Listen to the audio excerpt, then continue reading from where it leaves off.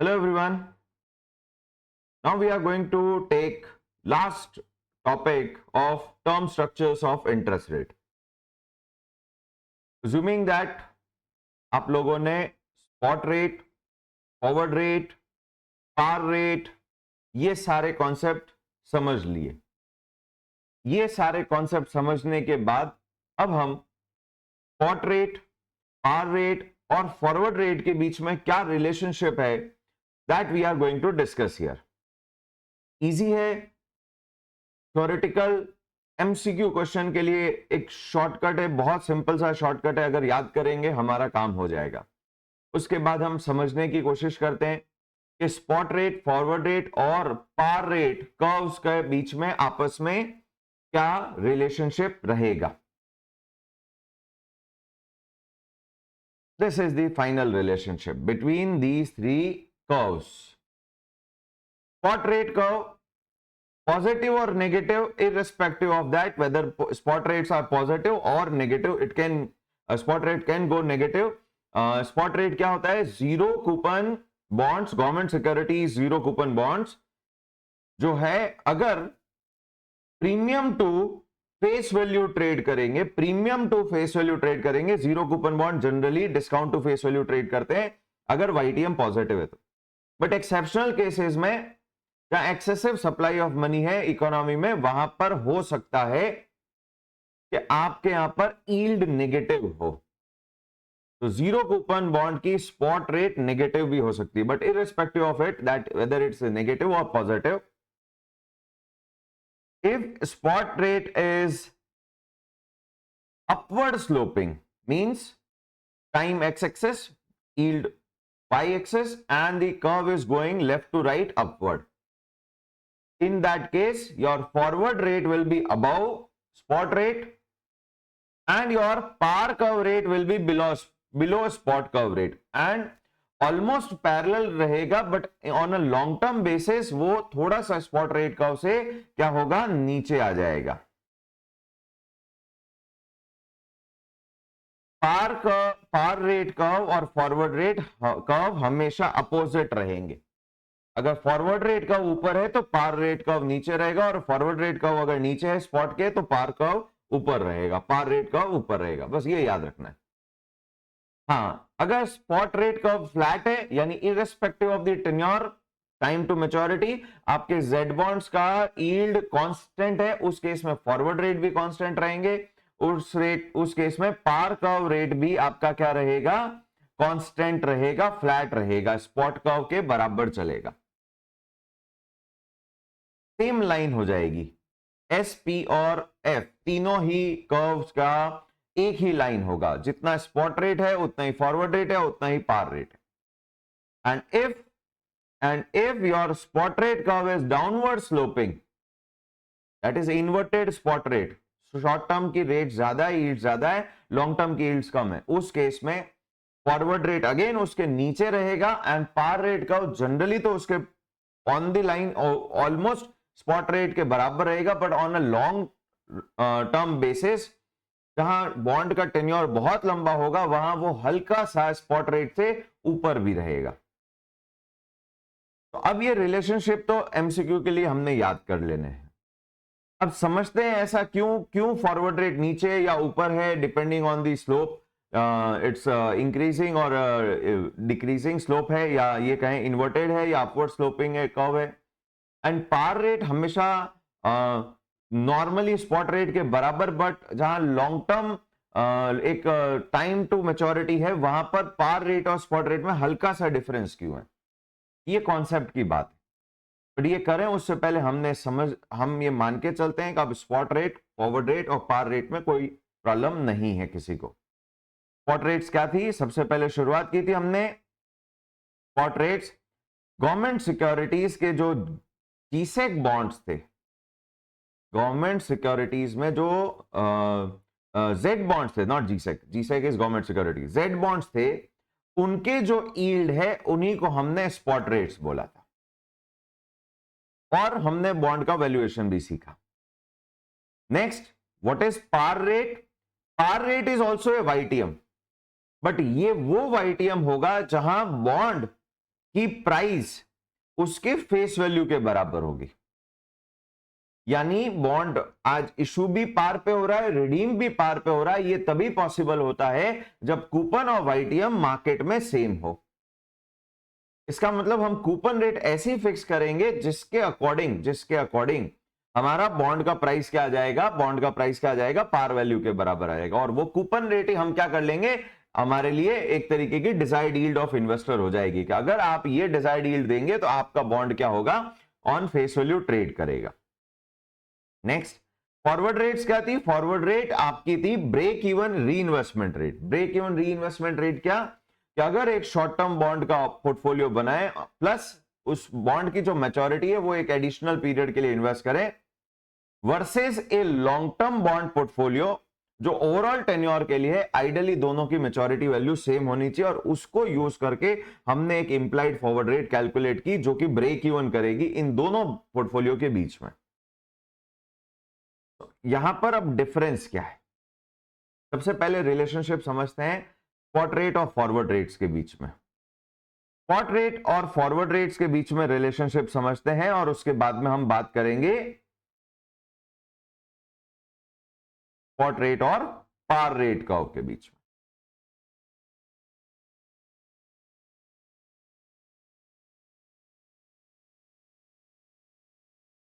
अगर spot rate, let's say पहले हम बात कर रहे हैं spot rate and forward rate की बात कर रहे हैं, इंप्लाइड फॉरवर्ड रेट।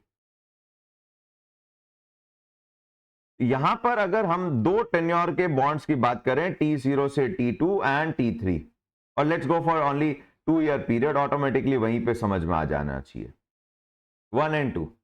अगर यहां की spot rate Z1 is equals to 5% और यहां पर Z2 अगर आपका 6% है, यानी एक तो spot rate curve upward sloping है, एक तो spot rate curve upward sloping है ईयर 1 एंड ईयर 2। तो आपका यहां पर time and this is your yield, तो यहां पर अगर 5% है तो यहां अगर 6% है, this and this is your spot rate curve. Next, तो अगर ब्रेक इवन है, इक्विलिब्रियम है, तो ideally 1.06 square should be equals to 1.05 multiplied by 1 plus IFR 1,1। तो IFR will be equals to 1.06 square upon 1.05 minus 1 multiplied by 100। Of course ये 5 से तो ज्यादा आएगा, तभी तो आपको 2 साल का रिटर्न 6% एनुअलाइज होगा। अगर पहले साल कम रिटर्न मिला है और ओवरऑल आपको 6% चाहिए, पहले साल से 5 मिला है और 2 साल का एनुअलाइज 6 चाहिए, तो सेकेंड ईयर आपको कंपनसेट करने के लिए एडिशनल रिटर्न 6 से तो ज्यादा ही देना पड़ेगा। कैलकुलेट करके देखते हैं कितना आता है, कैलकुलेट करके भी देख लेते हैं कितना आता है।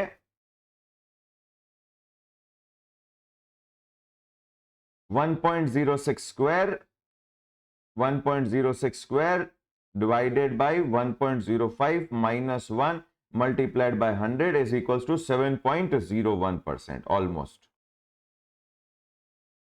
इट मींस आपको यहां पर इंप्लाइड, अगर आपको दोनों पोर्टफोलियो के बीच में ब्रेक इवन एस्टैब्लिश करना है तो सेकेंड ईयर की स्पॉट रेट 7.01% होनी ही पड़ेगी, तभी तो ओवरऑल रिटर्न मैच होगा। इट मींस आपका जब स्पॉट रेट की जगह आप फॉरवर्ड रेट बनाएंगे तो it will go above your spot rate curve. तो जब स्पॉट रेट अपवर्ड स्लोपिंग होगा तो लॉन्ग टर्म मैच्योरिटी में ओवरऑल रिटर्न हायर रखने के लिए आपका जैसे जैसे टाइम पीरियड आगे बढ़ेगा फॉरवर्ड रेट भी क्या होगी, उतनी ही स्पीड से इंक्रीज होती चली जाएगी। नेक्स्ट, अगर ये डाउनवर्ड स्लोपिंग कर्व है, अगर ये इन्वर्टेड कर्व है, तो अगर ये इन्वर्टेड कर्व है, illustration 2, Z1 is 5% and Z2 is 4%।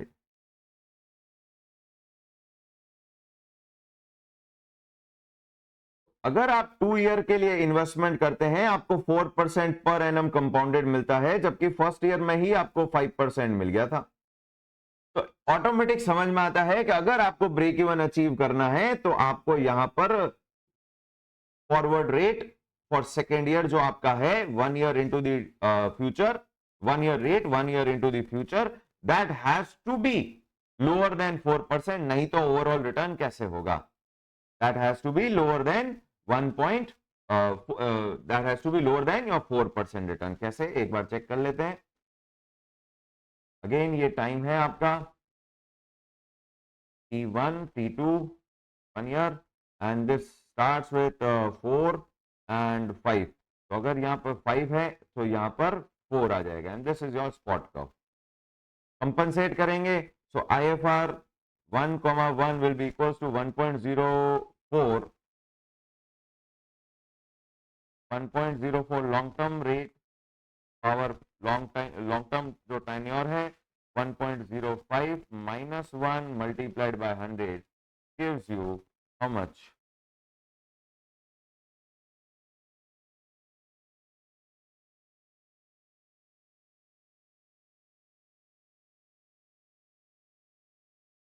(1.04 square divided by 1.05 minus 1 multiplied by 100 is 3.01% per annum. So automatically आपको सेकेंड ईयर की ये जो इम्प्लाइड फॉरवर्ड रेट है वो क्या होगी? लोअर होगी, तभी तो आपका ओवरऑल रिटर्न वापस कंपनसेट होगा. आई कैन से अगर मैं 5 ईयर की रेट है फर्स्ट ईयर की, तो सेकेंड ईयर के लिए मेरी जो फॉरवर्ड रेट होगी वो इम्प्लाइड 3% के आसपास आ जाएगी. And from this we can arrive at the conclusion कि जब स्पॉट रेट का अपवर्ड स्लोपिंग होगा तो फॉरवर्ड रेट स्पॉट के ऊपर होगी, और जब स्पॉट रेट का डाउनवर्ड स्लोपिंग होगा तो फॉरवर्ड रेट स्पॉट के नीचे होगी. हाँ, स्पॉट रेट नेगेटिव भी हो सकती है, स्पॉट रेट नेगेटिव भी हो सकती है, ये हम ऑलरेडी समझ चुके हैं. हमारे अगर बॉन्ड प्रीमियम पे ट्रेड हो रहे हैं तो स्पॉट रेट नेगेटिव भी हो सकती है. अगेन एक इलस्ट्रेशन ले लेते हैं जहां पर हम spot rate Z1 is equal to negative 2% and Z2 is going more negative, यानी और रिड्यूस हो रही है 3%. तो अगर मैं यहां पर IFR कैलकुलेट करूं, it will be 1 plus R होता है, सो यहां पर 1 minus 0.03 power square over 1 minus 0.02 power 1 whole power 1 upon 1 minus 1 multiplied by 100. Let's see ये क्या आता है. तो 1 minus it's 0.97 square divided by 0.98 और 1 by 1 minus 1 whole multiplied by 100 gives you a negative rate of 3.9898% per annum, almost 4%. So what it shows? It shows that कि अगर आपका T0, T1, T2 long term rate अगर negative 3% है, short term rate अगर आपका -2% है, downward sloping हो गया बिकॉज और रेट गिर रही है, and this time it is negative, it's going below zero. It's time -2, -3 and -4. थोड़ा अजीब सा लगता है रेट को फोर्थ क्वाड्रेंट में बनाना. And this is your 1, this is your 2. अगर मैं स्पॉट रेट का बनाऊं तो 1 ईयर की है -2 एंड 2 ईयर की रेट हो गई मेरी -3. सो कुछ इस तरीके का स्पॉट कर्व बन गया, इन्वर्टेड है. नेक्स्ट, अब अगर फॉरवर्ड रेट की बात करूं तो अगर ब्रेक इवन अचीव करना है तो it has to be negative, और नेगेटिव हो जाएगी and it will move away from zero. So और ज्यादा रिड्यूस हो गई 9898. सो ये कहां जाएगी? ये कुछ यहां पर हिट करेगी और ये यहां पर आ गया. तो स्पॉट पॉजिटिव और नेगेटिव इररिस्पेक्टिव ऑफ दिस. अगर स्पॉट फॉरवर्ड अपवर्ड स्लोपिंग है, फॉरवर्ड उसके ऊपर रहेगी, और स्पॉट अगर इन्वर्टेड है तो फॉरवर्ड उसके नीचे रहेगी. नाउ अब बात करते हैं पार रेट की. पार रेट क्या था? पार रेट इज दी YTM, ऐसा YTM जिसपे अगर आप बॉन्ड इशू करेंगे so your bond will trade at face value. तो बॉन्ड की PV 100 and FV is also 100. वो तभी पॉसिबल है जब आपका कूपन और YTM सेम रेट पे हो.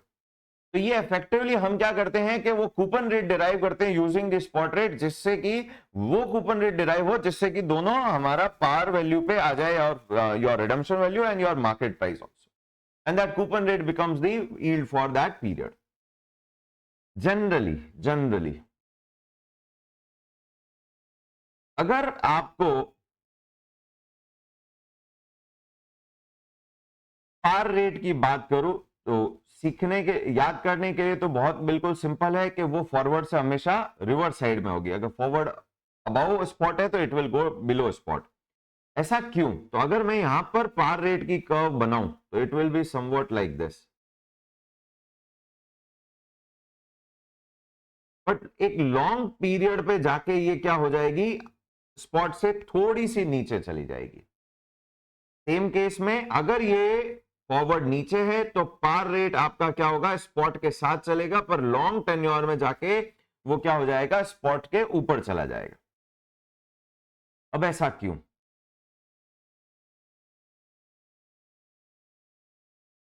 इसको कैसे समझेंगे हम स्पॉट और पार का ही रिलेशनशिप समझते हैं यहां पर।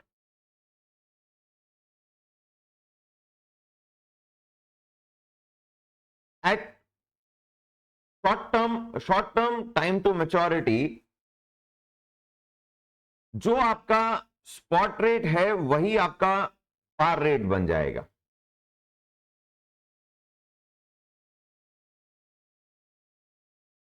जब हम स्टार्ट करेंगे पार रेट को कैलकुलेट करने के लिए तो हमने पार रेट का फॉर्मूला क्या बनाया?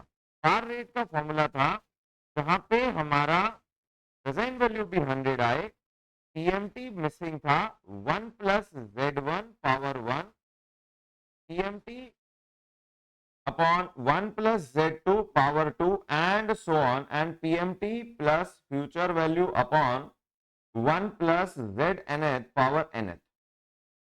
अब अगर स्पॉट रेट्स इंक्रीजिंग ट्रेंड में है, स्पॉट रेट्स इंक्रीजिंग ट्रेंड में है, Z1 is lower than Z2 is lower than ZNth,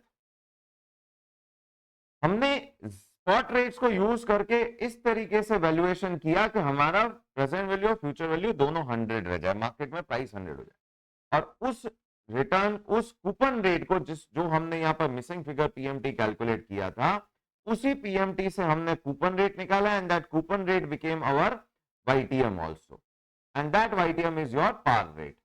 तो ऑफ कोर्स ये जो वाईटीएम होगा वो Z1 के बराबर नहीं होगा, वो ZNth के बराबर में नहीं होगा, उन सबका वेटेड एवरेज रिटर्न होगा।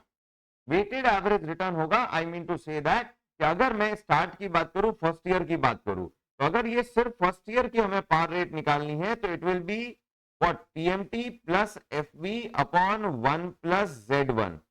ऑटोमेटिकली अगर अपने को एफबी भी 100 रखना है तो यहां पर एफबी पीवी अगर 100 रखना है तो वो तभी पॉसिबल है जब आपका पीएमटी जिस कूपन रेट से कैलकुलेट हुआ है that is equals to Z1 and which is also your par rate for your first year.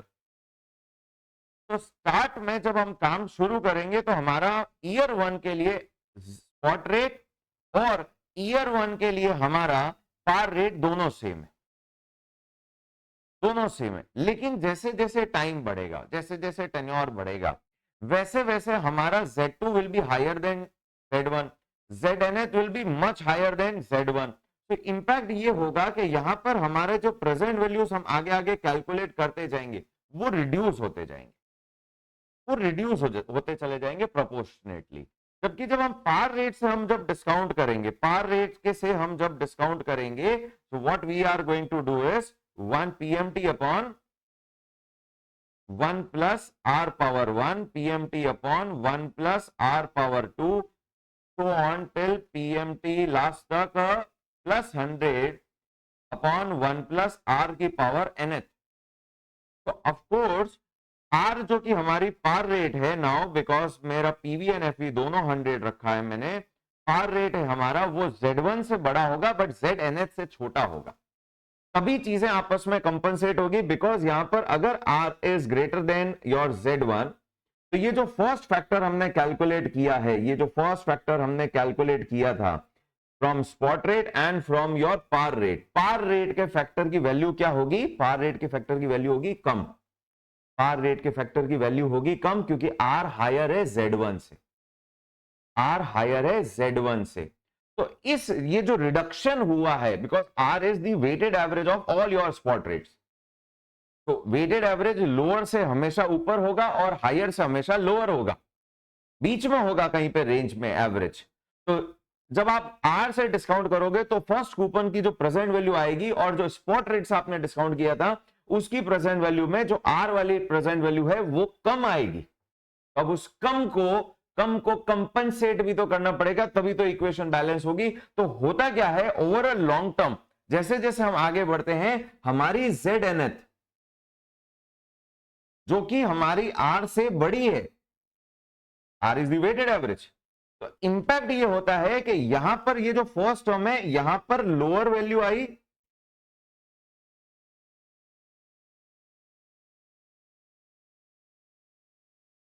यहां पर लोअर वैल्यू आई और उसको कंपनसेट करने के लिए, क्योंकि दोनों केसेस में हमें 100 करना है, इसको हमें हायर रखना पड़ेगा। और हायर तभी पॉसिबल है, पीएमटी तो कांस्टेंट है, तभी पॉसिबल है जब आप अपनी पार रेट को स्पॉट रेट ZN से क्या करो, थोड़ा सा लोअर रखो, ताकि जो आपका Z1 का इफेक्ट था वो आपस में क्या हो जाए, कंपनसेट हो जाए। तो हमें इससे कंक्लूजन मिला कि स्टार्टिंग में आपकी स्पॉट रेट, आपकी फॉरवर्ड रेट ईयर 1 के लिए और पार रेट तीनों सेम होगी, तीनों एक ही जगह से शुरू होगी।